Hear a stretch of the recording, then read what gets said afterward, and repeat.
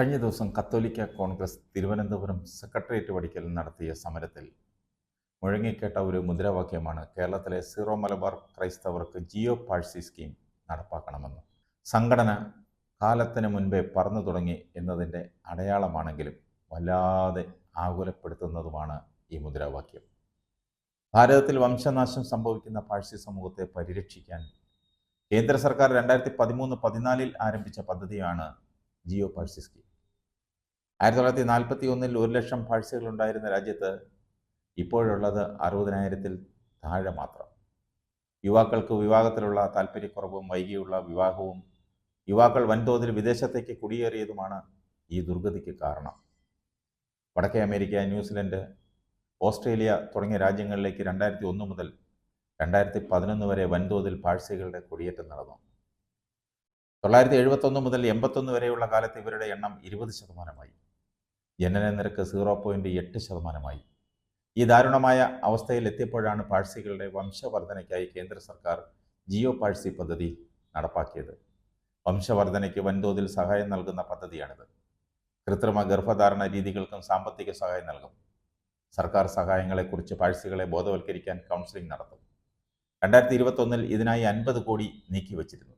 2026 വരെ 10 കോടി വീതവും ചെലവഴിക്കാൻ തീരുമാനമുണ്ട്. പാഴ്സികളുടെ പാഹ്ലവി ഭാഷ പഠിക്കാൻ മാസം 6,000 രൂപ സഹായം കൊടുക്കും. പദ്ധതിയുടെ നടത്തിപ്പിനായി ന്യൂനപക്ഷ വകുപ്പ് സെക്രട്ടറി ചെയർമാനായി സംസ്ഥാനതല സമിതിയും മറ്റ് സമിതികളും പ്രവർത്തിക്കുന്നു. ഈ പദ്ധതിയിലൂടെ 2014 മുതൽ 22 വരെ 450 കുഞ്ഞുങ്ങൾ പിറന്നതായാണ് കണക്കുകൾ സൂചിപ്പിക്കുന്നത്.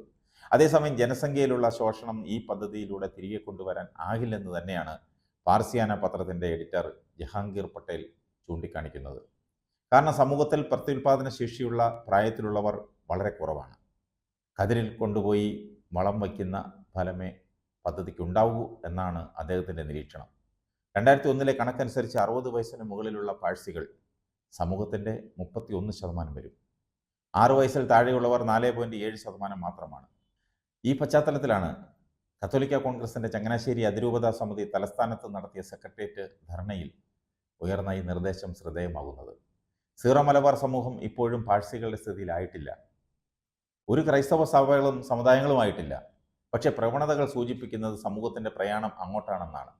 പാഴ്സികളുടെ വംശനാശത്തിന് കാരണമായ വിവാഹം കഴിക്കുന്നതിനുള്ള വിമുഖത, വിവാഹം കഴിക്കാൻ പങ്കാളിയെ കിട്ടാത്ത അവസ്ഥ, വൈകിയുള്ള വിവാഹം, വിവാഹിതർ പോലും മക്കൾ വേണ്ടെന്ന് വയ്ക്കുന്നത്, വിദേശത്തേക്കുള്ള നിർബാധ കുടിയേറ്റം, ഇവയെല്ലാം ഇന്ന് സീറോ മലബാർ സമൂഹം അനുഭവിക്കുന്ന യാഥാർത്ഥ്യങ്ങളാണ്. മറ്റ് ക്രൈസ്തവ സഭകളും അനുഭവിക്കുന്നതാണ്. വിവാഹം കഴിക്കുന്നതിന് ആഗ്രഹമുള്ള എല്ലാ ഭൗതിക സാഹചര്യങ്ങളുമുള്ള ആയിരക്കണക്കിന് യുവതി യുവാക്കളാണ് അവിവാഹിതരായി കഴിയുന്നത്. സഭ തന്നെ നടത്തുന്ന 5 സ്റ്റാർ സ്കൂളുകളുള്ള നാട്ടിൽ മക്കളെ പഠിപ്പിക്കാനുള്ള ചെലവിനെക്കുറിച്ചുള്ള ഭീതിയിൽ മക്കളുടെ എണ്ണം കുറയ്ക്കുന്നവരുമുണ്ട്. അതിശയിക്കേണ്ട യാഥാർത്ഥ്യമാണ്. ജനന നിരക്ക് 2.3% മാത്രമേ ഏത് ജനത്തിനും നിലനിൽക്കാനാവൂ. എന്നാൽ സീറോ മലബാർ സമൂഹത്തിൽ അത് 1.3% മാത്രമാണ്.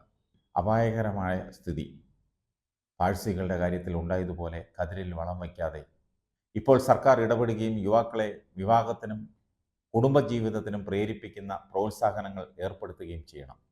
ഇതാണ് കത്തോലിക്ക കോൺഗ്രസ് മുന്നോട്ട് വച്ച ആവശ്യത്തെ കാലികവും കാലത്തിന് മുന്നേ ഉള്ളതുമാക്കുന്നത്.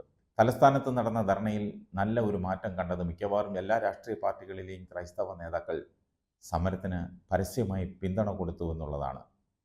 സമുദായ താൽപ്പര്യങ്ങൾ കൂടി സംരക്ഷിക്കുന്ന നേതാക്കളെ വിജയിപ്പിക്കാൻ കക്ഷി രാഷ്ട്രീയത്തിന് അതീതമായി ക്രൈസ്തവർ മുന്നിട്ടിറങ്ങണമെന്ന് ഫാദർ ഫിലിപ്പ് കവിലിയൻ്റെ നിർദ്ദേശം അദ്ദേഹം സമുദായത്തോട് നടത്തിയ കാലികമായ ആഹ്വാനമാണ്.